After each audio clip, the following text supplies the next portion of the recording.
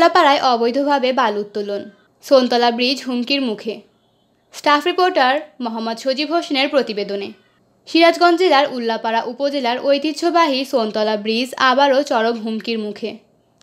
দীর্ঘদিন ধরেই বাংলা ড্রেজার মেশিনের মাধ্যমে ব্রিজের পিলার সংলগ্ন এলাকা থেকে অবৈধভাবে বালু উত্তোলনের অভিযোগ উঠছে। কিছুদিন আগে দৈনিক জয়সাগর পত্রিকায় প্রকাশিত একাধিক অনুসন্ধানী প্রতিবেদনের পর প্রশাসনিক তৎপরতায় কার্যক্রমটি সাময়িক বন্ধ হলেও এখন আবারও নতুন করে বালু তোলা শুরু হয়েছে, তাও আগের চেয়েও বড় পরিসরে। স্থানীয় সূত্রে জানা যায়, বর্তমান বাংলা ড্রেজার দিয়ে পিলারের একেবারে কাছ থেকে বালু উত্তোলন করা হচ্ছে, যা ব্রিজের ভিত্তির মাটি ক্ষয় করে এর স্থায়িত্বকে হুমকির মুখে ফেলছে। ড্রেজারের পাশাপাশি বেকু মেশিন দিয়ে আশেপাশের মাটি কেটে স্তূপ করে রাখা হচ্ছে।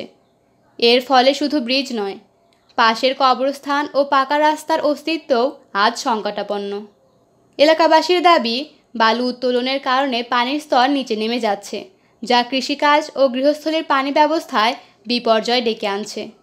বিশেষ করে শুষ্ক মৌসুমে এই সংকট ভয়াবহ আকার নিতে পারে বলে আশঙ্কা প্রকাশ করছেন অনেকেই। তো আপনার কাছে জানতে চাচ্ছি যে সোনতলা ব্রিজের নিচে যে বাংলা ড্রেজারটা বসানো আছে, এটা কি আপনি ব্যক্তিগতভাবে বসাইছেন নাকি আপনার কোনো ঠিকাদারি প্রতিষ্ঠানের মাধ্যমে বসাইছেন? এরা ঠিকাদারের প্রতিষ্ঠান লিমিটেড কাজ করতেছে, ওইখানে আমরা বাংলাদেশের সাথে অল্প একটু কাজ তো বাংলাদেশের সাথে কেটে বেটে মাটি উঠাইতেছে, বলে টেন্ডার হবে।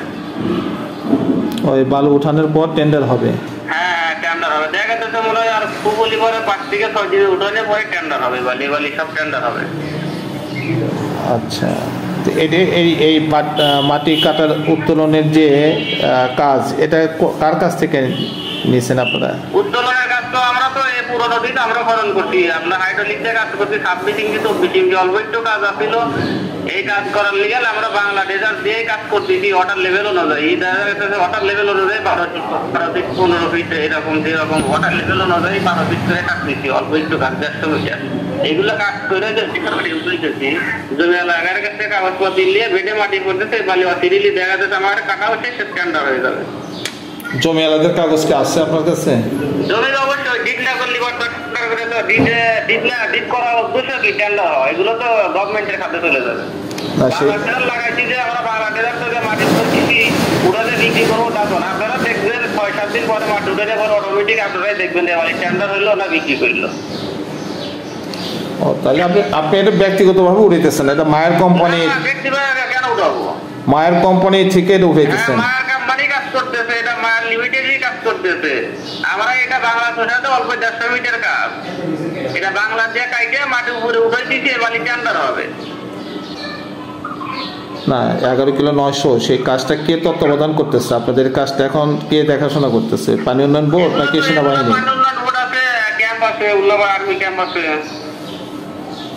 আর্মি ক্যাম্পে টেন্ডার তো হলো এই পানি উন্নয়ন বোর্ড থেকে হবে। মাটি ফরাইলে পরে ক্যাম্পে থেকে মেজারমেন্ট করবে, ওইগুলো টেন্ডার হবে পানি উন্নয়ন বোর্ড থেকে।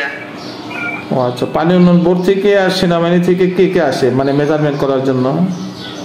আপনি প্রাথমিক অবস্থায় যে সমস্ত ডাইকের যে রুলস অনুযায়ী ক্যাম্পে থেকে আসে, তারপরে পানি উন্নয়ন বোর্ড থেকে আসে, তারপরে যে সময় টেন্ডার হয় তখন হয়তো ওরা পানি উন্নয়ন বোর্ড থেকে ক্যাম্পে থেকে এসে ওরা মেজারমেন্ট করে জমি এলাকাটুকু জমি এলাকা দিয়ে দেয়, আর যেটুকু টেন্ডার একে বুঝিয়ে দেয়।